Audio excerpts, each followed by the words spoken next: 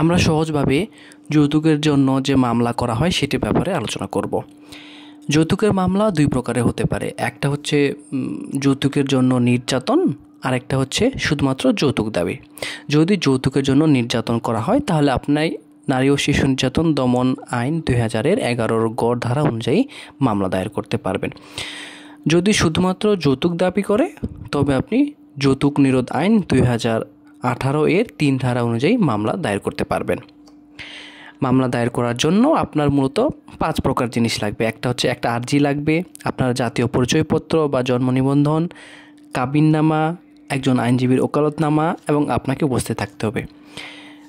Court চলাকালীন সময়ে আপনার কাগজ জমা দেওয়া সাপেক্ষে আপনাকে ডাকা হবে। তখন বিচারক ফৌজদারি কার্যবিধি 200 ধারা মতে আপনাকে পরীক্ষা করবেন।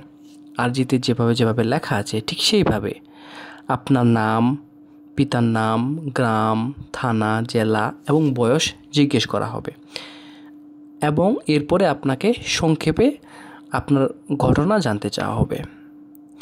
আপনি তারিখ, সময়, স্থান উল্লেখ করে সহজভাবে বলবেন যে অমুক তারিখে এত টাকা আপনার কাছে যৌতুক চাওয়া হয়েছিল।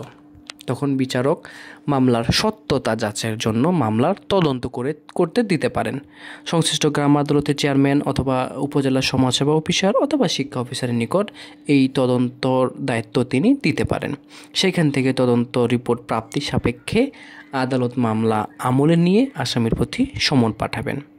অথবা বিচারক যদি মনে করেন যে ঘটনা সত্য বা ঘটনার তাৎপর্য আছে তাহলে তিনি সরাসরি মামলা আমলে নিয়ে আসামির প্রতি সমন ইস্যু করতে পারবেন। অথবা বিচারক যদি এটা মনে করেন যে মামলাটার প্রকৃতি গুরুতর তাহলে তিনি আসামির প্রতি সরাসরি ওয়ারেন্ট ইস্যু করতে পারেন। এরপরে আসামির উপস্থিতির সাপেক্ষে চার্জ গঠন হবে, সাক্ষ্য গ্রহণ হবে, যুক্তিতর্ক উপস্থাপন হবে, তারপরে মামলার রায় হবে। এই হলো একটা যৌতুক মামলার সামগ্রিক অবস্থা।